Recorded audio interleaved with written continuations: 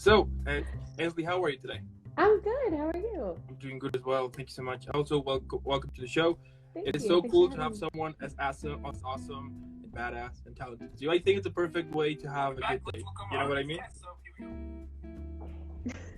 Sorry, just That's okay. anyway. So welcome to the show. It is so cool to have you here. So before we start, I have to give you, a very proper badass welcome here. So if you have seen some of my episodes before, you know exactly what I'm about to do. If not, that's fine. Let me show you that. So, hey.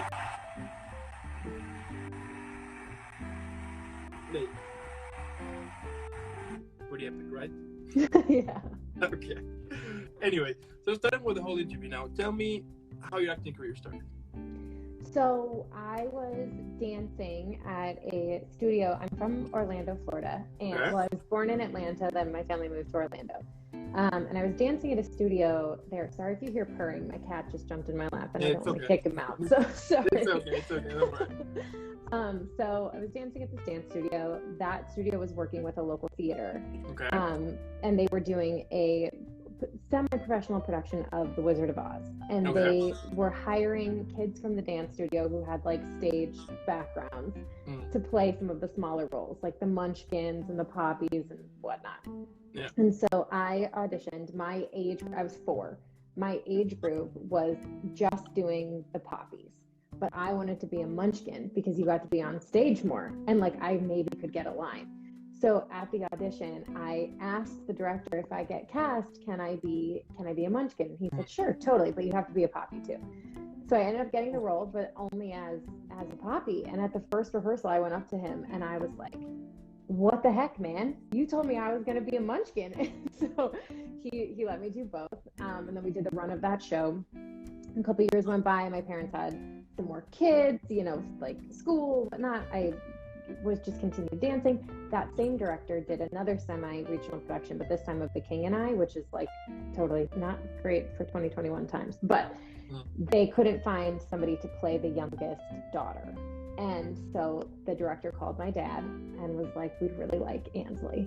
And so I'm like, well, okay, this is my role. My dad was like, no, you have to audition. You might not get it. And I think I was 9 or 10 at this point.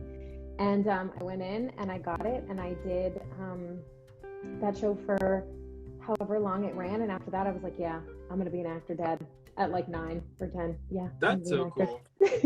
That's so cool. That's such a cool story. And like, what were some of the challenges that you had back when you were, started with your acting career? So I think the biggest challenge came later. So I didn't get an agent till I was in high school. Okay. And I started doing, local commercials and that kind of thing. And I think the idea of wanting to be a star versus being a good actor don't always work. And I really wanted to be a movie star, and I didn't care if I was a good actor. So it took a while for me to realize, it's not just about being pretty and charming and funny, you have to actually train and be good. So I thought it was, your big personality and whatnot. So I think that going through that process of, it's not about having the thing to post on Instagram. It's about the work you're doing in class. It's about how good your auditions are. Yes. And so my immature self, if I would have buckled down and studied a little bit harder, things might have been a little easier. Wow. So, and in 2009, you were in Coffee and Pie and The Sacred. Tell me, were those your first projects? So and what are some of the things that you learned from that first experience? So The Sacred was my first ever professional job. Okay. I was 15, I think, or 16. I didn't have my license yet. My grandmother drove me to the audition. The role I was auditioning for was 30. I auditioned for the lead. Okay. I was like, I'm never going to get this. The director, he was amazing. He called me back in and he was like, you are 15 years too young for this role, but I like you, so I'm going to write you a part. And so he ended up writing me into this movie, and that's what then got me my first real agent. And it was a really really great experience. It was my first time working on like a SAG set Yeah. and being around extras and, you know, learning like what craft services were and how to hit your mark and what a DP does versus second AD. And yeah, it was like truly, I only worked 2 days on that movie, but it was trial by fire in the woods, like in a swamp in Florida. Wow, I mean, that must have been like a very, very cool experience, of course, but also that you got the chance like to learn so many things, right? Yes, and I think at that point I had gone through a little bit of what I was talking about of like the ego thing of that this was like, oh, I need to like shut up and listen because these people know what they're talking about. They're not talking about being on set. They are actually on set and this is their job. And that was, you know, my first time getting a paycheck being an actor, and that the pressure that comes with that of like, oh, people are like putting money up for you. You need to do a good job. And I studied my lines like crazy after my first day because I shot 2 days back to back, went home and was like, I am gonna mess nothing up tomorrow, and was so over prepared that the director was like, you're good, you're fine. And it took a while, I think, as a person to drop into my artistry and trust myself, because I do tend to over prepare in almost anything I do in my life. And that doesn't always yield the best results. You lose a little bit of the magic with that. So, yeah. Wow. And do you remember what you did with that first paycheck that first paycheck for acting? Do you remember what you did with it? I bought Mandy Moore's Wild Hope album CD. There you go. That is cool.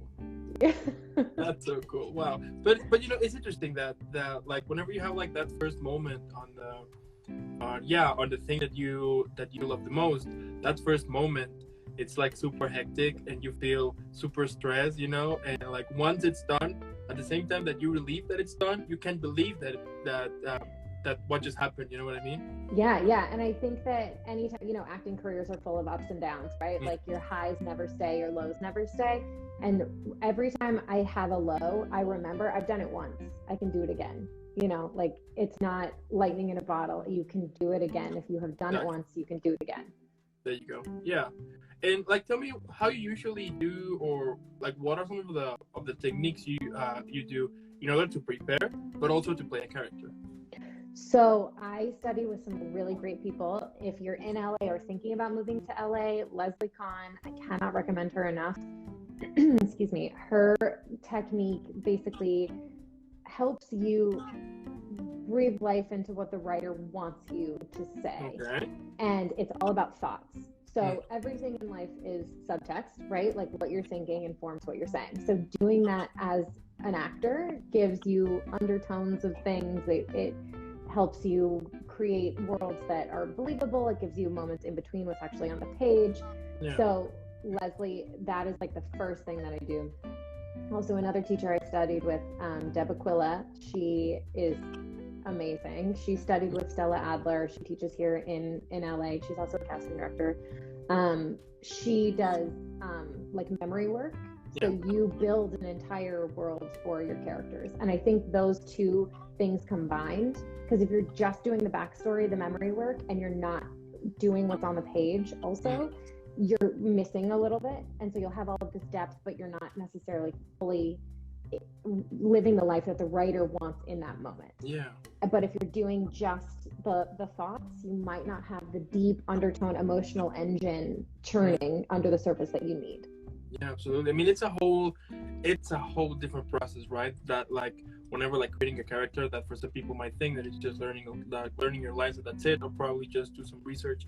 But the fact that like taking all this process in order to create and play this character, it also kind of makes the performance to be like a more live one. You know what I mean? Yeah. And I think at the end of the day, what us, the audience, want, it's character that we can relate somehow. You know. Yes, and that you see yourself in. Yeah. Totally. Either if it's a villain or not, you know. So. Yeah. And what would you say what would you say it's important to know for creating and playing a character? I think that you need to know time and place, like is the first thing. If you are playing a colonial girl, in America in, you know, the whatever, versus playing somebody in like Dune, those worlds, you might have the same emotions. Like you're coming to terms with something difficult in your life. You have familial relationships. You're falling in love. Like those, you know, cores of being a human are the same, but the way that you interact in the space is going to be different. So that helps you create the physical world that you live in. You're going to sit very differently in 1910 than you sit in, you know, 3033, you know. Yeah. Wow. So then in 2013 you were in Disappeared, Femme Fatale, and Girls Night Out. Tell me about those characters from those projects. So Disappeared was an NBC show, and it was my first ever when getting that email with like the NBC logo on it. I was like, I have made it. Yeah, yeah, totally. So that was it was not a very big job. It was a quick little thing, and it was a true crime show, so it wasn't anything like super fancy, but getting that NBC thing was cool. Yeah. Girls Night Out was a really fun, like revenge thriller about two girls who are mugged, who like go on a spree with the guy that mugged them's money. So they like buy gas for people, they give clothes to homeless people, they like it was a really fun project to work on, and it was great. I worked with a really, really talented actress named Amanda Powell on that, and she was a couple years ahead of me in her career. Yeah. And so getting to sit there and watch and pay attention to the way she was doing things and the way she handled herself. And at that point, I think I was a junior in college. Okay. And so I was kind of feeling the pressure of like, oh, I'm about to graduate. Like, I need to be serious. I'm going to move to LA really soon. Like, I'm not just playing around anymore. So that was that. And then Femme Fatale was a project that I led to my like big horror movie called All the Devils Are Here. But this movie specifically was written and directed by a super talented guy named Stephen Shea. He is a horror movie aficionado. He is so talented. And it is a movie about like mutants that are being studied in the CDC. So you have a mermaid, you have a zombie, you have a vampire, you have a whatever, and they're being tested and studied like in the underground of the CDC. Yeah. And a terrorist type person breaks in trying to steal what they have learned about us. And so I played the vampire, and it was so fun. My wardrobe in that movie was just amazing, and the fangs were problematic, but we finally got the fangs to stick. They actually had to cut some of my lines at the beginning of filming because I couldn't speak with the fangs in, because they didn't come in time. Usually you would do like training to get your mouth ready for it, and the fangs didn't come in time. So I got them and I'm like drooling and like slurring my words. The director was like, yeah, no, this is not gonna work. Yeah, it's not gonna work. Yeah. Wow.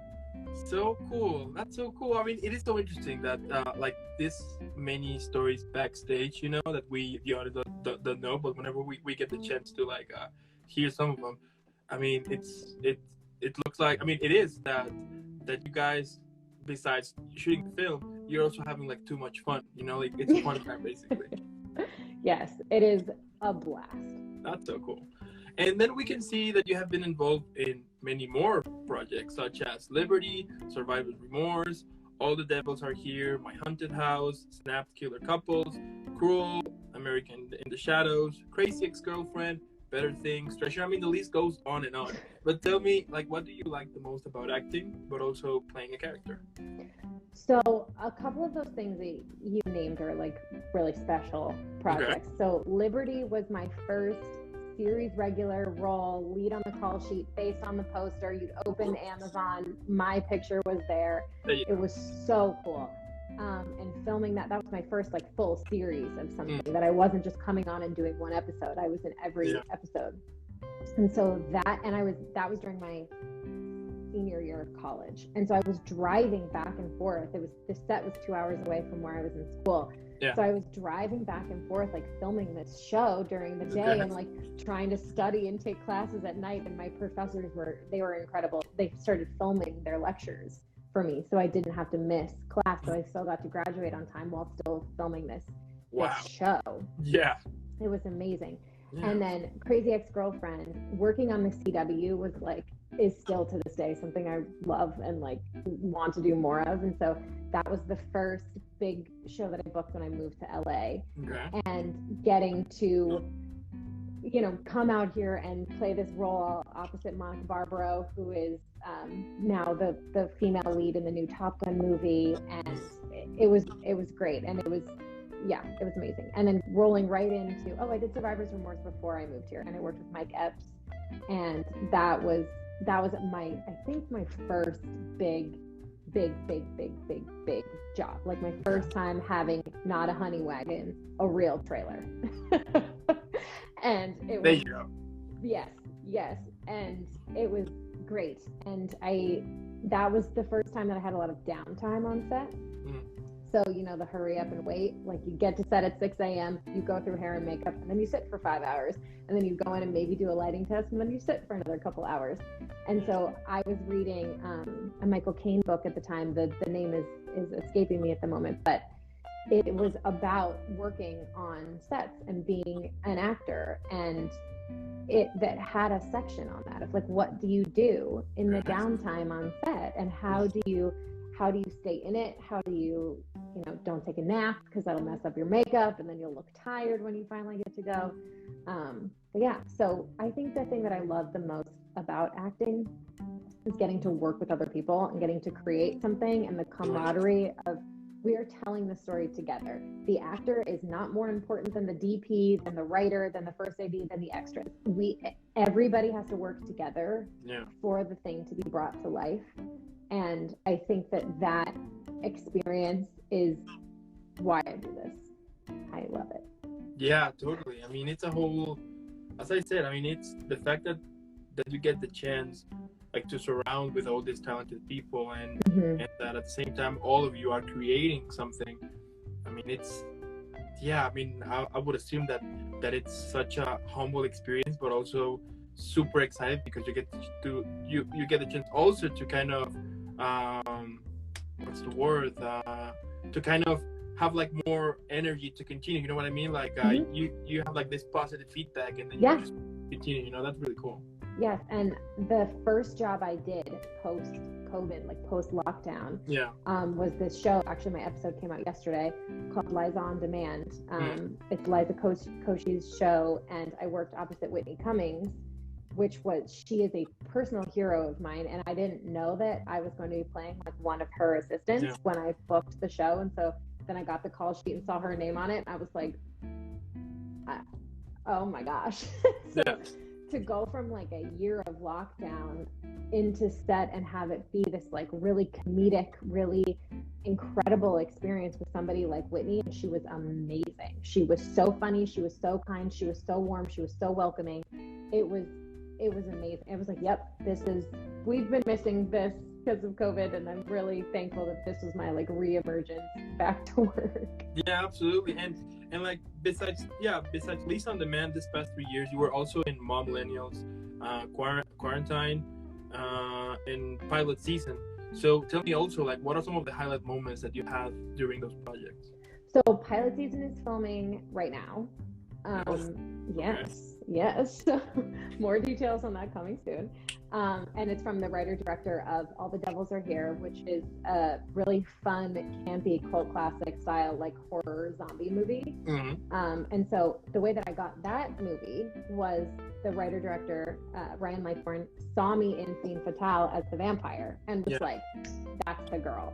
And called my agent. My agent was like, I don't know if this is an offer, but they want you to tape. So I did an audition. I did it with my dad, like back home in Orlando. And my siblings, I'm the oldest of 4 kids. My siblings were like yelling in the background, like just like trying to mess it up. And I ended up cutting a blooper reel and putting it on YouTube. I don't know if it's still there, but it was ridiculous. And I got the job, and it was amazing. So then Pilot Season is a show that came later. It lives in the same world, but yes. And then Quarantine and Mom Millennials, I actually wrote both of those. So Mom Millennials I did with my old writing partner. Her name's Eliza Marr. She's super, super talented. You should look her up on TikTok. She does incredible videos. She's so funny. She also just did a Hallmark movie. And then quarantine, I did with my business partner, Sam Schweikert, another super talented guy. And that was just in lockdown. I was like, could I film a movie by myself? Like in my house, they don't leave their house. You know, it's like April of 2020. Like, can I do this? So I wrote this script. I called my friends. I figured out how to like record my screen on my laptop. And so I set it up so they would FaceTime in. And then they would hang up and FaceTime would stay up so you could see my reaction to the conversation we had just had. Okay. And then cut it all together. It was difficult and it's not the best, but it was a nice learning experience. It was something to do. Totally. I mean, it's another thing on your bag of things that you know now. You know what I mean? Yeah. Yeah, and it's so interesting because I think that like with the whole pandemic, it has also got the chance to you guys to discover like more about the self-tape process, you know, like to be more involved like with technology or stuff like that, you know. So I think that is also, so that was kind of like an extra thing that you know now what to do, you know. Yeah. Cool. And like any advice you could give to those who recently started acting? Stay in class. Keep your head down. I think that, and also never let the success or the failure get to you either way. Find your even thing and try to stay there. My husband says success and failure, treat those two imposters the same. So you will have really high highs and you will have really low lows. And if you can find a consistency in your life, whether that's your family or you're at home or your cats or your husband or boyfriend or friends, whatever, having that other thing that grounds you and keeping that the center and remembering that your acting career is a career. It's not your life. It's a career is the other thing. There you go. Now, besides acting, you also write. You have written some projects such as Bridesmaid Love, Fixing Up Christmas, and Love for Starters. Tell me, where does your inspiration come from to create projects, but also where the inspiration came from to write those projects? So I started writing because I was having a little bit of an identity crisis with acting. I went through a really low period where I wasn't working a ton, and I was like, I want a house, I want a baby eventually. My husband has a great career. I'm sitting here waiting for the phone to ring. Like, what can I do? So I wrote this thing, and I took it to my then writing partner Eliza, and we beefed it up, and we ended up doing the Mom Millennials web series and that whole thing. And we learned how to write a pilot and a show Bible and these things, and we did it all together. And then we ended up going separate ways because we wanted different things. And I was like, well, what's the easiest thing that I, as Ansley, am equipped to do? Like, what can I say? And that I'm like a really light, bubbly, feel-good kind of gal. So I was like, that feels like Lifetime and Hallmark. Let's try that. So I spent the end of 2019 learning how to write these movies. I watched 3 a day for a couple of months. I broke them down, how many scenes, how many characters, how many whatever, and taught myself how to write these scripts. And then I challenged myself to write one a month to just like learn how to do it. And then when I felt like I had a good amount of knowledge in this environment, I started just reaching out to people and saying like, hey, will you read my script? Will you take a look at what I have written? And that led to people introducing me to my agent and to a producer and to whatever. So that's how I started my writing career. I don't act in those things yet. I haven't acted in any of my scripts that I've sold. So I have like 2 lives at the moment, which is great. And eventually they are going to merge. There's some stuff in the works, but right now I have Ansley, the writer, who works all of the time, and then I have Ansley, the actress, who gets to come out and play every now and then, and it's taken all of the pressure off of my acting career because I have this other thing. Totally. That is so cool. And have you thought that maybe at some point, why not directing too?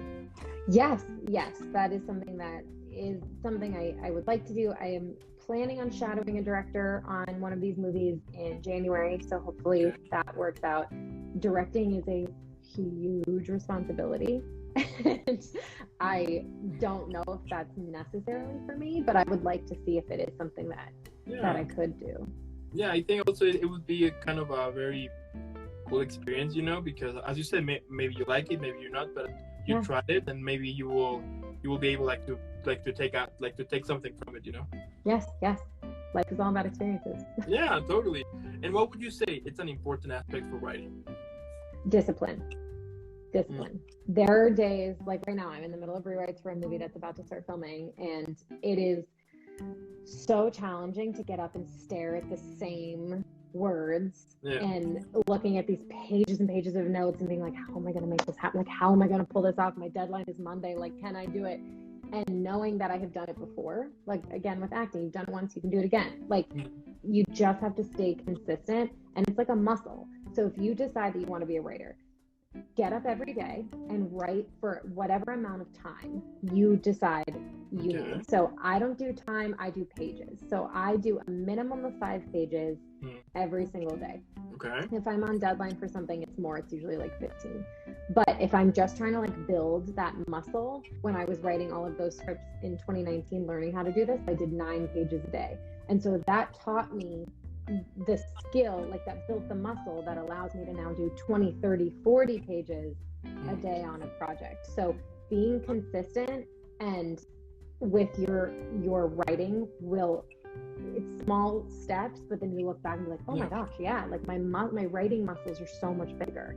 Also, the first thing you write is not going to be good. So just take that pressure off of yourself. Like the first probably 30 things I wrote were terrible. So yeah. I mean, I think it happens every time whenever you are starting with something, right? That those first steps are gonna be horrible. Yeah. But it's just, you know, part of the whole ride. Yeah, but I mean, I still have that too. Like every first draft I write, I'm like, this one is amazing, and it's like, no, it's probably not. It's probably not amazing, and that's okay. Yeah, and you get that feeling in which you're like, everybody's gonna love this. Yeah. This is gonna be huge. The sky is the limit right now. And then when you pull it out, and then when you show it, and then no reaction, you're like, okay, maybe not, but next one it will be, you know. Yeah. But the fact that you have a finished thing, writing is rewriting, right? So if you get feedback, that is incredible. Take the feedback, change the things that, you know, listen to your intuition. Like, you don't have to just take every single note, but listen to your intuition, take the feedback, do it, then give it to somebody else and see what they say. Every single person will bring something else to your project. And if you have the ability to stick with it and keep rewriting, you will get to the point where you have, like, the way that I describe it is it's like sculpting. You start with a giant piece of marble and you're going in, and every time you're shaping it just a little bit more, and you're getting to the end, you're getting those really fine details, but it's not the first like round that you're hammering in there, you know? Yeah. Wow. Now, you also have done some commercials. Tell me about them, and like, what are some of the things that you like the most about doing commercials? I love commercials. If I could be filming a commercial every day, I would. So in the last couple of years, I did Head and Shoulders, I did Geico, I did Ford, Apartments.com, with Jeff.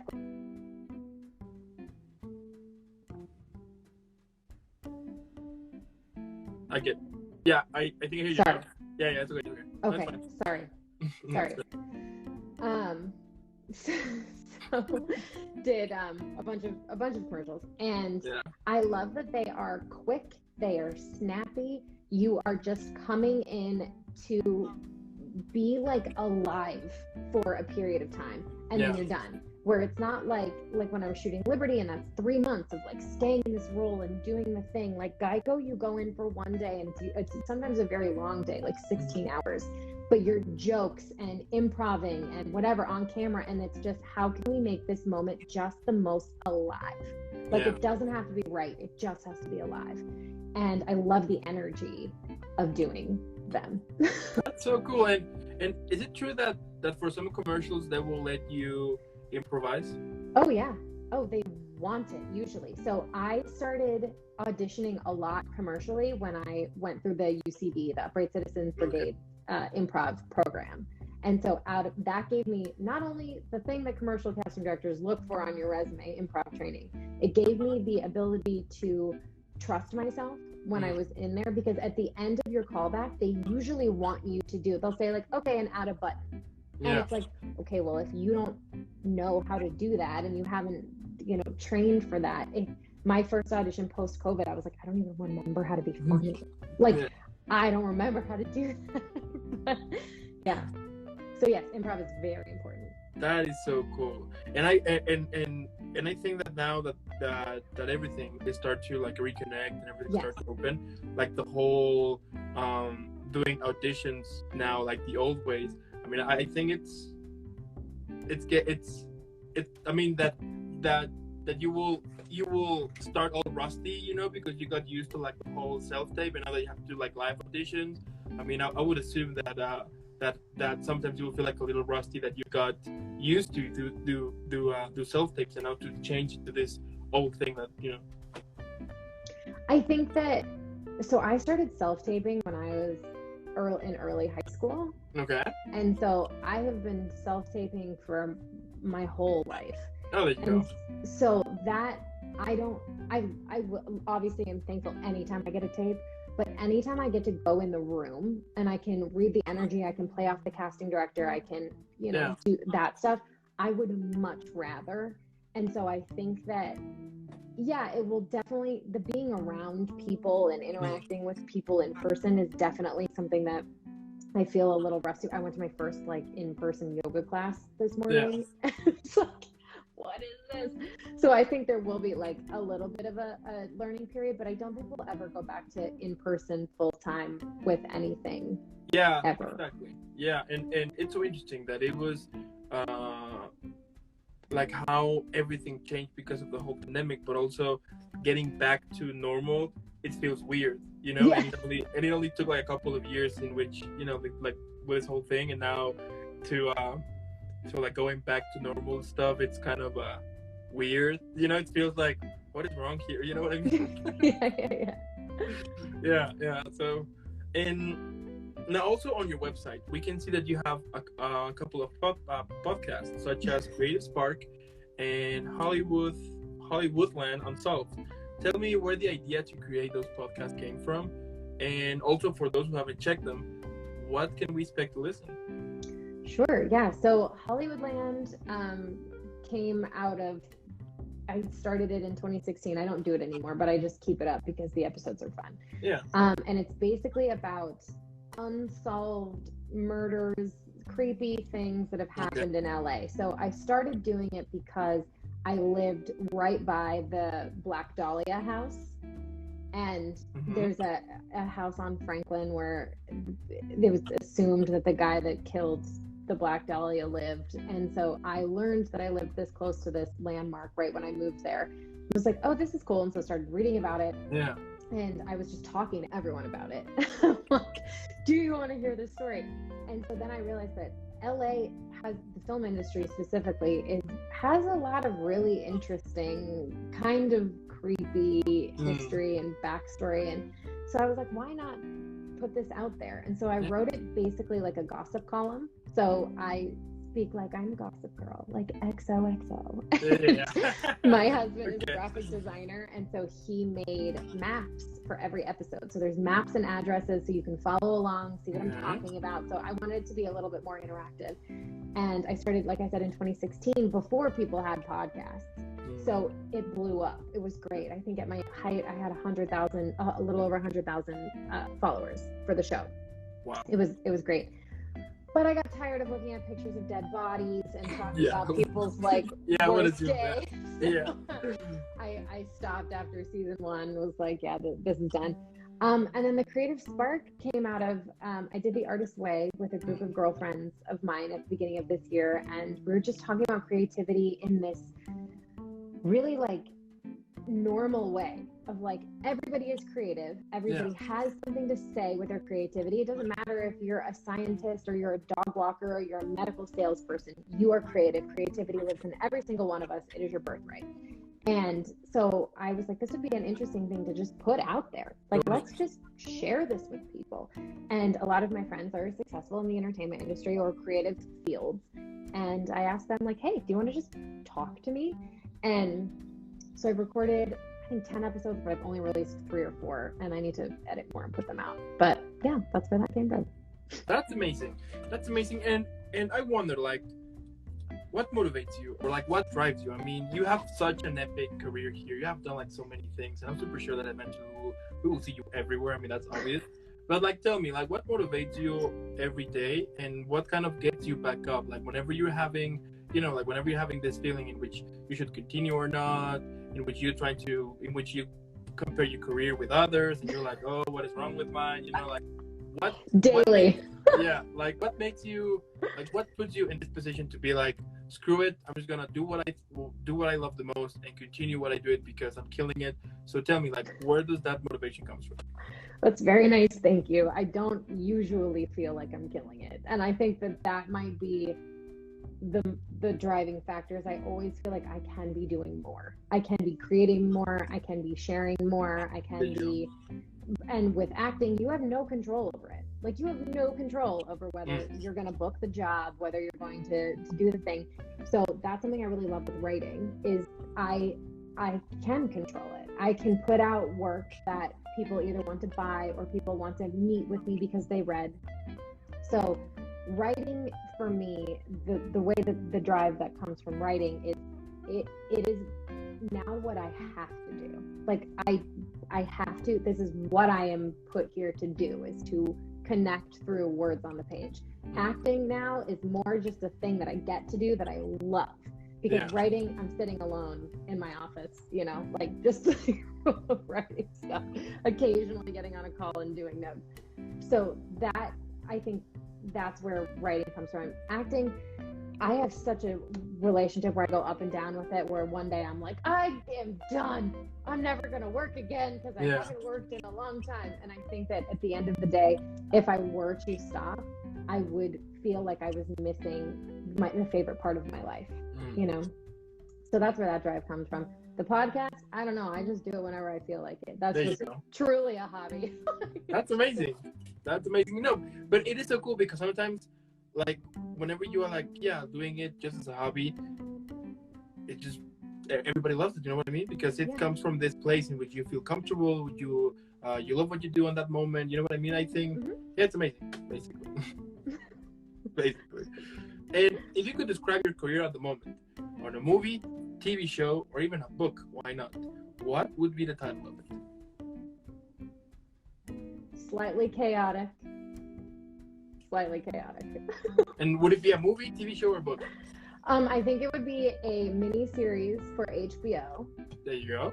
And it would be it's kind of like Fleabag. She looks at the camera and is like, this is whack. Like, I don't know what I'm doing, but sure, let me just figure it out. That's amazing. Love the idea. I mean, if at some point someone from HBO is watching this, I mean, we got here a killing project here. I mean, this is gold right here. Emmy contender right there. Totally. That's for sure. And like, my last question here is, what can we expect from you in the future? You're gonna expect a whole lot more rom-coms. There are a lot more rom-coms coming in the next couple of months, and maybe a thriller or two. Yes. Yeah, I can't say anything except that's coming. Yeah, I understand that. That's so cool, Ansley. I mean, at the end of the day, what can I say? Your career is badass. That's what I could say. I mean, the fact that you are with acting, but also writing, and you have like your podcast, and that you are doing like so many things, that's super inspiring. Because I mean, I think that for those who are starting either acting or starting, like with their own thing, I mean, at first you don't know what the hell you're doing. Yeah. But the fact that you are showing that you can do it, and that you start with acting, and then that you are moving to writing, and with so many amazing things that I'm super sure that we will see in the future, that's super inspiring. And also I think that shows to people that dreams can come true, but there is a lot of work that needs to be done, and also preparation as well.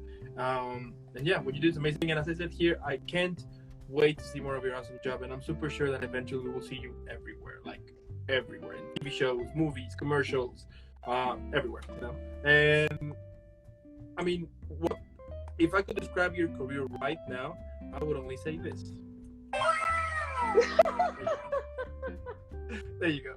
And And also, thank you so much for those who are watching. If you're watching this later on YouTube or listening to this later on the podcast, make sure that you follow Ansley on all over social media. Normally, what I would say is for you to put pause, then leave a like and subscribe super quick, and then hydrate, and then go follow Ansley, leave a million likes, spread the word that we have this amazing talented actress, share her content through different studios. I mean, let the world know that we have this amazing talented actress here, and then come back. And again, Ansley, thank you so much. Keep having an amazing rest of the day, an amazing rest of the week, an amazing upcoming weekend, and nothing but amazing things, because you totally deserve all of them. Thank you. Yeah, and before I send you off, I send you off in a proper way. So,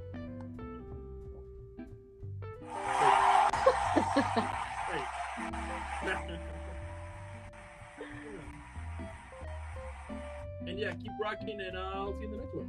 Thank you so much, Dan. All right, have a good one. Bye. You too. Bye.